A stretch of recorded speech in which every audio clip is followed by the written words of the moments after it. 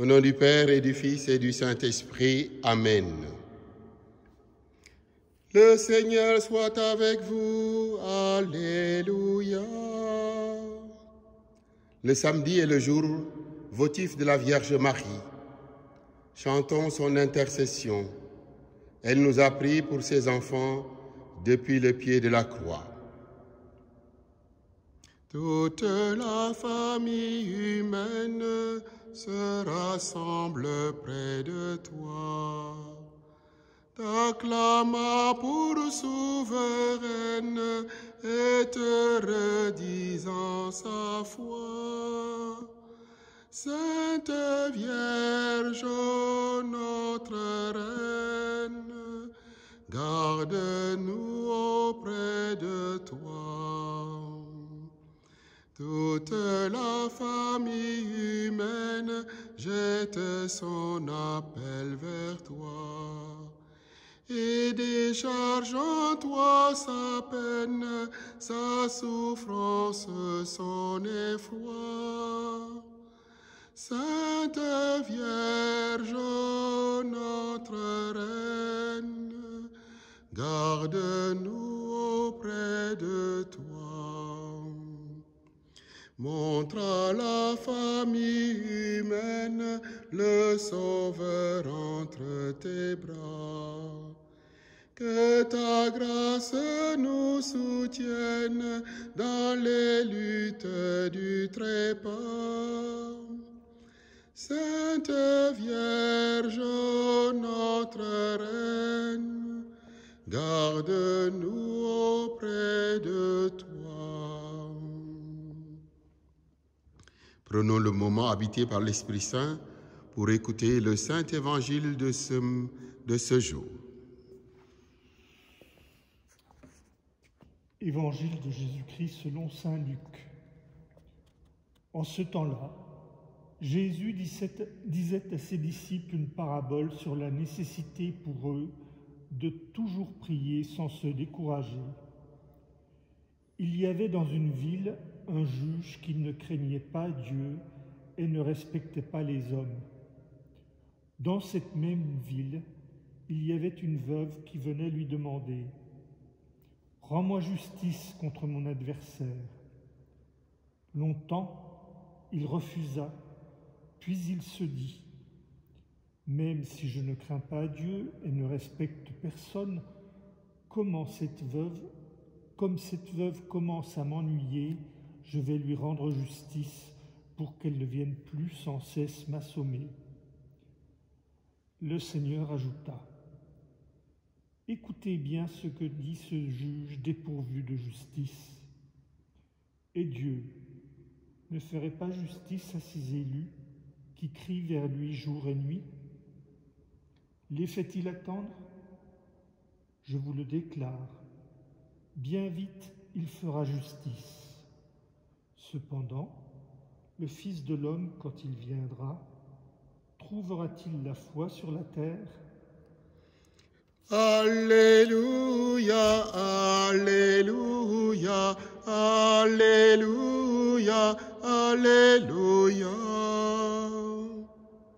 Depuis Jésus-Christ, son Église n'évoque jamais la fin de l'année liturgique, corrélative à la fin du monde, sans appuyer sur l'accélérateur de la prière, afin de mieux nous diriger vers le but ultime de la rencontre avec le Père des cieux.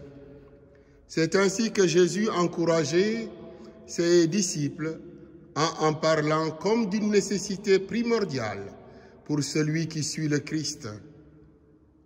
L'exhortation de Jésus a même un relat de justice dans la mesure où le Maître tente d'ajuster ses disciples à leur Dieu si écoutant, si attentif, Dieu qui ne reste pas insensible au cœur confiant. Oui, pour Jésus, parler à Dieu est déjà une prière de sélection, car le Fils connaît ce que son cœur a élu et il leur donne attention et amour de prédilection. Dieu, on dirait, n'attend que cela de ses enfants.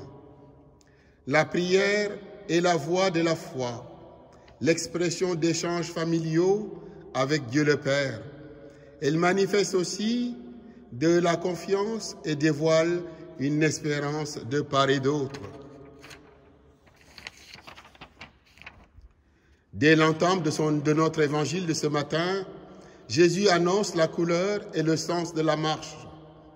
Il est une nécessité de prier et de garder le contact avec Dieu. Oui, Dieu n'est pas sans contact. Il faut toujours prier sans se décourager, précise Jésus au premier verset du chapitre 18 de Luc. Et la prière peut prendre plusieurs colorations. Louange, action de grâce, supplication, demande d'une grâce ou d'une faveur. Se tourner vers Dieu, c'est aussi s'engager avec l'appel d'un plus fort, en majuscule s'il vous plaît, pour trouver une solution à sa requête. Compter sur Dieu en lui exprimant ses besoins et ses intentions. Une dernière chose qui serait bien malheureux d'oublier, surprend le suppliant, le priant. Nous la trouvons dans la bouche même de Jésus. Dieu ne fera-t-il pas justice à ses élus qui crient vers lui nuit et jour?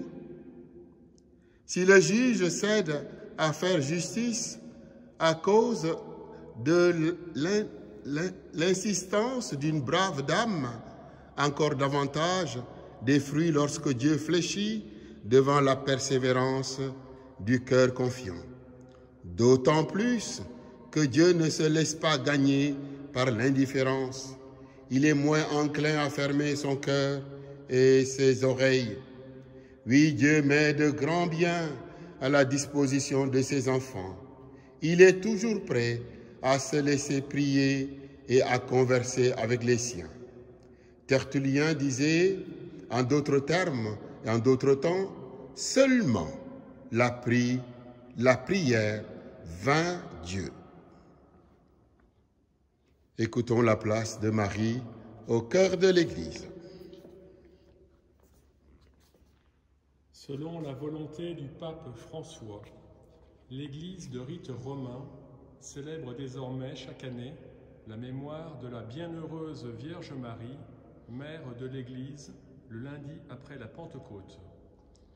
Dès 1964, le bienheureux pape Paul VI a tenu à vénérer la Vierge Marie sous le vocable de « mère de l'Église » dans son discours d'approbation de la constitution dogmatique sur l'Église Lumen Gentium.